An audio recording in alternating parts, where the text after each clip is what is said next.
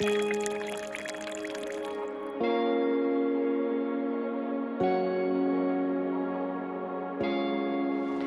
the 17th century, an inspiring host gathered people together, the purpose to increase their knowledge through conversation. These gatherings were called salons. Guests would debate a topic for the evening, mostly books, then eat and drink tea. Today, I have a special guest that I'm going to have a conversation with and drink tea. And this is a good friend of mine, Mr. Rudra Chatterjee, all the way from India. Mr. Chatterjee is Managing Director of Lakshmi Tea and the Chairman of Silverback Tea in Rwanda. Welcome, Mr. Chatterjee, to UJ and South Africa. Good to see you, Letlhokwa. Wonderful. Rudra, it's so great to have you here. As mentioned in my introduction, you are the Managing Director of Lakshmi Tea, which is a well-known tea producer of high-end tea. You know, I loved what, reading at your website, and there was this quote that stayed with me, and I want to read it to you again. I'm sure you will find it familiar. At Lakshmi, it is believed that the best fertilizer is the farmer's shadow. Tell us more about this. So this is something that my father has always said, the chairman of Lakshmi Tea, that unless you're individually taking responsibility and involved in solving the problem, which means your shadow is on the bush, you won't solve problems. Wow. So you might have as much fertilizer as you want, but unless you're standing on the spot and looking at it, you won't solve the problem. So that is our mission in Lakshmi Tea. Wow. And that the best fertilizer is the farmer's shadow. Wow, I love that, because as the Vice Chancellor of the university, I tell my colleagues that, look, we cannot manage the university only from our offices. We have to walk around, meet the people, and see how the operation, if I could call that in inverted commas, how things are going. I like that. I'm going to use this more often. Rudra, I'm a tea man. I love tea with everything I've got, and it's so good to have you here so that we can talk about tea, you know. What are the benefits of tea? I just drink it. I know I love it, but are there any benefits? So that's the benefit as well. Yeah. You know, loving it is a benefit. Tea is the most consumed beverage in the world. Wow. And people enjoy drinking it. And I think that's a big benefit as well. Wow. And it's increasing. Yeah. And it's increasing because the health benefits of tea are being recognized. Yeah. Especially when you compare it to other drinks. Yes. Whether it's alcohol or sugar drinks. Yeah. But tea has something called theanine. Yes. Which is embodied in the caffeine. But it is not the kind of caffeine that you get out of coffee or other carbonated beverages. It gives you a focused energy. Right. It doesn't give you a sugar high. Yes. So you can work better, in fact, meditate better. Yeah. You know, tea is very popular around the world, including China and Vietnam, and it is used along with meditation. Right. Tea has antioxidants, which, like rooibos does, it is it is good for. You know, I've had the pleasure of drinking it for the first time. And it's amazing. And tea of all forms have antioxidants, which is like, you know, green vegetables and leafy vegetables. Can actually help you strengthen your immunity against many diseases. Wow. So I think I always encourage people to drink tea because they enjoy it. And also know that it's healthy for you. Wow, that is great. You know, the only thing that I need to do is to meditate more. I love tea with everything I've got, and I enjoyed it very much. So you heard it from the connoisseur himself, so we must drink tea and also meditate at the same time. Lakshmi Tea is a grower and seller of high-end tea. But can one really distinguish between cheap tea and high-end tea, or tea is tea? I thought tea is just tea. It is, but it's also not. It's about everything. You know, today I will not be able to distinguish between you know, different kinds of rooibos, for example. But as you start drinking it, you notice a few things. For example, the flavor is the first thing. So Darjeeling tea, for example, is very flowery. Some parts of teas from Assam or from Ceylon or from Rwanda or from Kenya are also very bright and strong. So when we talk about high end, it could be on the parameter of strength, brightness, or flavor. Right. And something which has either or all of those are considered a high quality tea. Why? And that's why you have tea, there's teas are auctioned around the world. Yes. So you have teas that are selling at sometimes 100 times the price of the cheapest tea. Wow. So that's because of quality. Of that quality. That is something, to my mind, it's important to know, because I thought tea is tea, you can't have high-end tea. Tea is tea, you must just drink it. Rudra, you are the chairperson of the Silverback tea company. And why Silverback? So we named the company Silverback because the tea company is in Rwanda. Yes. Okay. It started out with a greenfield project that we embarked on. Right. In 2016, so not long ago. Right. Planting out ourselves and also the farmers who continue owning almost 90% of the land. Yes. Planting out 4,000 hectares. Wow. So that'll be a 10 million kilogram. Wow. If you can just put it in perspective, each kg has about 400 to 500 cups of tea.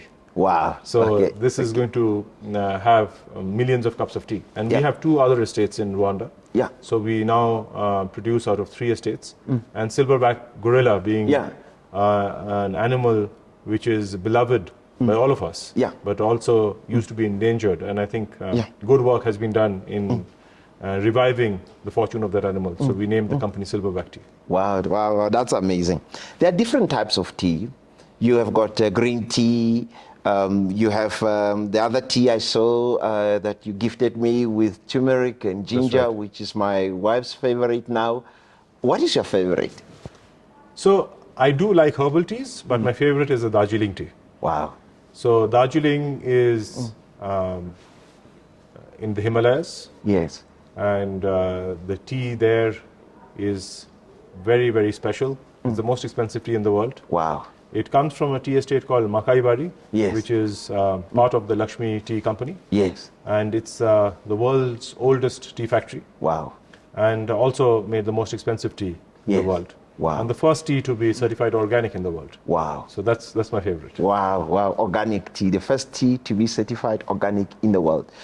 People may be curious who love tea like me and may want to get hold of Lakshmi tea. Where can they get it? So we are available globally on our website, lakshmitea.com. Right. But the reason I'm here in Johannesburg, my first trip here, is yesterday. Thank you. Yeah. Yesterday was a day of learning. I went through the stores and I saw the teas available, and there are a lot of options. Yeah. But we hope to add to the wonderful teas here. Yes. And bring our own teas, both Lakshmi and Silverback teas, into South Africa. Yes. What I understand from you and from the visits to the market, are people in South Africa is always looking for new, good quality products. Yes. And we want to be part of it. Wow. Now that is great, that is great. I saw on the internet a lot of people all over the world are singing Lakshmi tea, a lot of praises. What is your secret ingredient, that makes people in Germany, people in Sweden, people in the US, say this is the tea, to drink? There is no secret ingredient. The secret is that we produce our own tea. Yeah. Unlike most of the tea that you see in the market. Yeah. So we go in and make sure that the right plants are planted. Yeah. That they are plucked at the right time. Right. All the basic things are done. Yeah. And when we put our name, Lakshmi or Silverback, on the pack, we want to have that direct association with the consumer, saying that you are buying tea straight from the estate. It's the freshest tea that is available in the market. Yeah. And how can you have it? So when we get consumer data, that's the best thing for a manufacturer, to hear straight from the customer. Wow, that is good. Customer views always count. Then you can improve on your product and you know what works, I guess. Rudra, you haven't always sold, Lakshmi packaged branded tea. What prompted you to do this? So you remember our time at Oxford? Yes, and the conversation we used to have of how to take this business, growing tea and selling it B2B, to take it to B2C, business to consumer. Yeah. I think there's a lot of value that is learned during difficult times. You're right. And it was in the middle of the COVID pandemic that we set up our website and started selling. Right. And those customer views that you just referred to encouraged us. Wow. We didn't know would we be accepted. Yes. Would people buy it? Yeah. The fact that people bought it, liked it, thanked us, and bought again encouraged us. Wow. Wow, that's amazing. Something that is close to my heart other than drinking tea, and most of the decisions I made in my life, which were important, I made them enjoying a cup of tea. And I'm passionate about leadership, having right leaders in right places, which is a key thing. And I want us to talk a little bit about leadership. You say something quite touching, on your LinkedIn page, where you say, and I quote you, leadership isn't just an activity, it is a behavior. The whole of the person needs to show up with emotions, authenticity, and feeling, close quote. I say leader must also be passionate. I'm passionate. And this really speaks to me. Can you tell us more about this and your leadership style? I believe that anybody can be a leader. Yeah. It doesn't require you to look a certain way or behave a certain way. Yeah. And that's what I meant, I think, when I must have written that. Yeah. Many people think that they have to, they see leaders from different parts of the world. Right. It could be from the West, it could be from some famous companies, and you start copying their style. It will never work for you. Yes. Whoever you are, whoever I am, I have to be a leader. And also, it's important that the people, all leaders are leaders of people. Yes. And there are human beings. Yes. They have issues, they have problems, they have problems, financial problems, emotional problems. Yeah.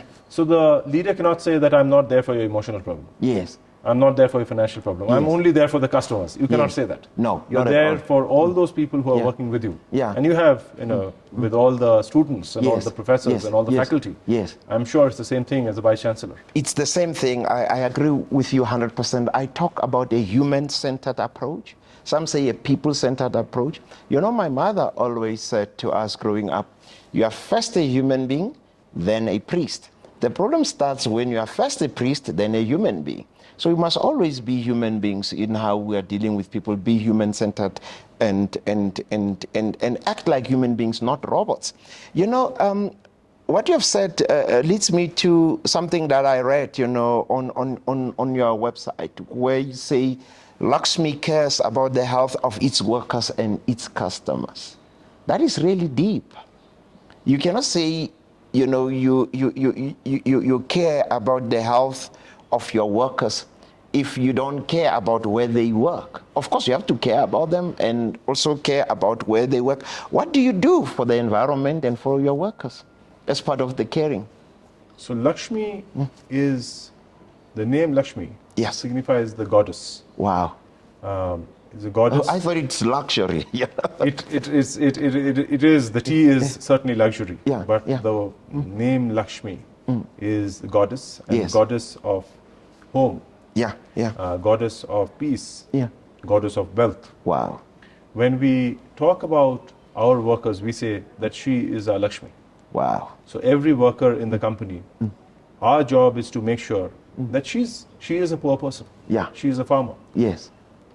There are a lot of needs that you and I might feel, but there are many more that she feels.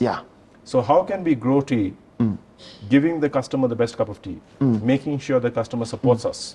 But how can we make sure that is actually helping the worker back in the farm? Wow. Because I think the purpose behind our business is in all these labor-intensive businesses in all these parts of the world, which aren't rich parts of the world. Right. Parts of Africa, parts of India. Right.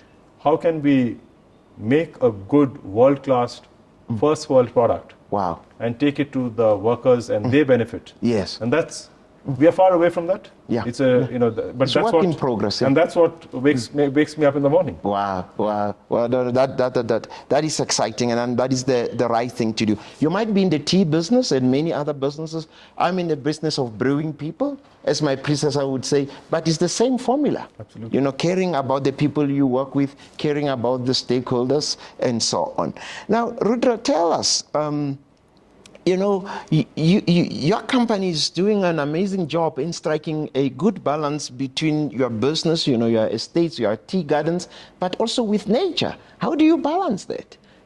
I saw elephants on one of your teas, and the instinct that one would have is to say, hey, they might be destroying the tea plants, but it looks like they are at peace there, you are at peace with their presence. How do you balance this, I would call it a clash between keeping your estates green and also having wildlife walking freely on your estates? Well, I think that's very important. Today, I'm in the beautiful city of Johannesburg. It's very green. Right. And it's important to have our cities green, but right. even more, our farms green. Yes. What is happening today with increasing pests and climate change? It's all because we forgot that lesson.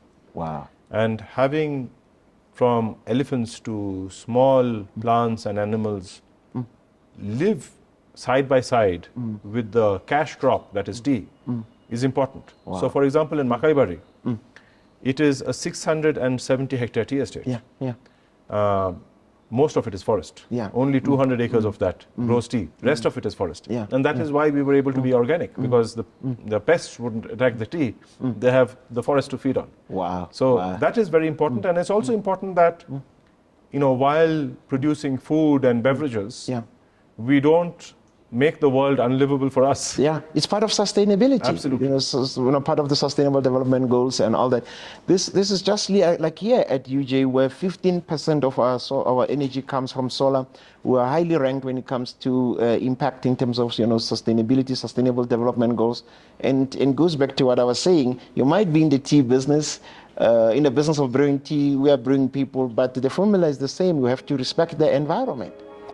It's time to bring back the tea ceremony, discuss books, challenge conventions, and increase our knowledge to address societal issues over a cup of tea.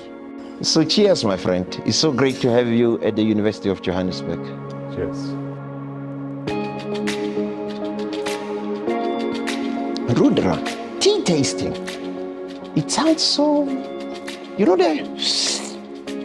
does it really have to have that slur? Yes. Can you show us how you taste tea?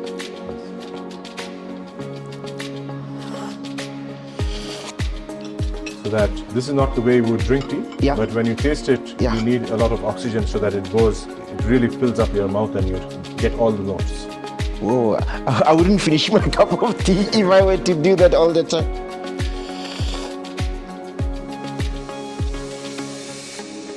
I think it's best I leave this to the tea connoisseurs. Join me on 31 March at 2 o'clock when we will brew on the white-faced hearts, witchcraft in the Transkei.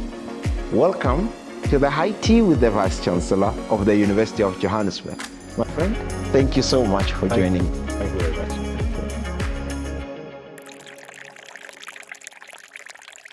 The University of Johannesburg, the future reimagined.